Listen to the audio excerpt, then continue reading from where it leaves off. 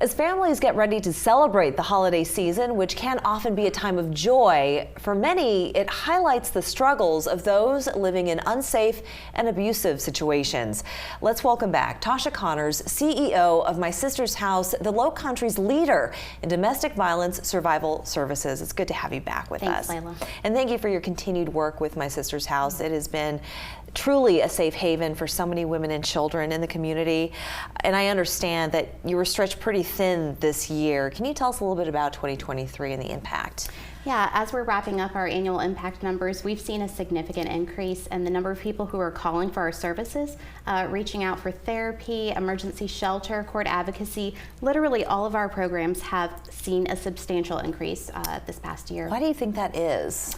You know, I think a lot of people are tired. I think a lot of people are tapped out. Our service partners are tapped out, and everybody is reaching out for help, and we are glad they are. I think the word is getting out, right? And as we continue to share the message, share the mission, and encourage people to reach out to us, there are more and more people who are doing that.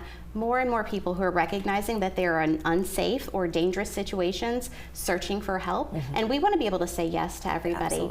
But it's really difficult when the need is so overwhelming. Yeah, I can only imagine. What's the projection for 2024, would you say? Yeah, so we see a huge projection, particularly with our clinical therapy team. We're looking at adding a fourth therapist. We have expanded services. We now have a men's-only support group and a Spanish-speaking support group. So we're really trying to pivot and meet the needs of the community because we see more of these individuals reaching out for help. And as accommodating as you are, I know that you are always in need of donations, volunteers. So anybody who's watching this who wants to lend a helping hand, who finds it near and dear to their heart that they want to help, they can certainly do that. Absolutely. Volunteering, donating, time, money, efforts, services, always greatly appreciated. You can go to our website, mysistershouse.org. There's a volunteer application, a lot of contact information, and particularly for businesses, it's really important to have the business community stand up and say this is important. We have a partner pledge program, so we will come out, we will educate your team, the HR staff, professionals there, so you can recognize the signs of DV in your employees and know where the help is. Definitely. And let's talk about, so while people are thinking about reaching out, there are things that they can do for themselves to make sure that they're in an emotional and spiritual good place. And what are some of the ways that people can do that? Yeah, this is a really tough time of year when everybody's getting together with family and friends, and it can be additionally isolating, particularly for our clients. So there are a lot of ways, as you mentioned, reaching out and finding the friends. It could be a colleague, it could be somebody at your church or synagogue or temple, trying to find ways to take care of yourself. Thinking positively, those positive affirmations can make a real difference.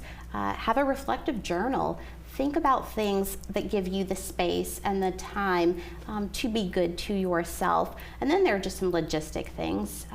When you're thinking about your children, when you're thinking about school records or social security cards, what are the things that you can make copies of ahead of time, have in place, and then let a trusted family member, friend, neighbor know where those things are. So if you need to leave quickly, you can. Yeah, that's a really interesting point. You think about it in times of disaster, but a lot of people are experiencing their own personal disaster, unfortunately.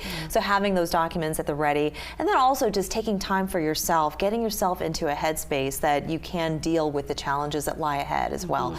And then also spiritually speaking. So how does one kind of ground themselves and to have some sort of spiritual faith that things will improve? Right.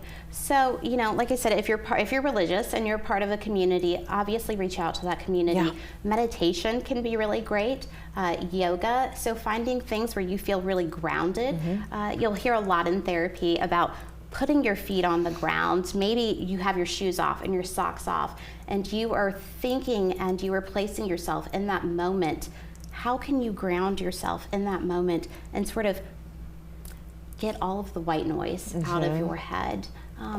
those things we have seen be really beneficial with our clients when we're working with them. Yeah, I think so too. Well, that's wonderful. And again, for anybody who's interested also in becoming a staff member of My Sister's House, if they feel that they have a skill that could be useful, whether it's clinically or helping to find a job, linking people together, getting them job skills, do you have opportunities for those as well? Yeah, we do have openings on our career page. And then this is also where volunteers who have really specific expertise can come in handy, because there might be an opportunity where we have a client or a set of clients and you can come in and do something special. Maybe it's around financial literacy or resume building or something else of that nature.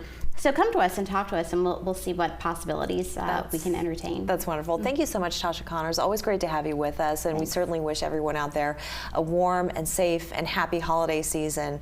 We'll be back in 2 minutes.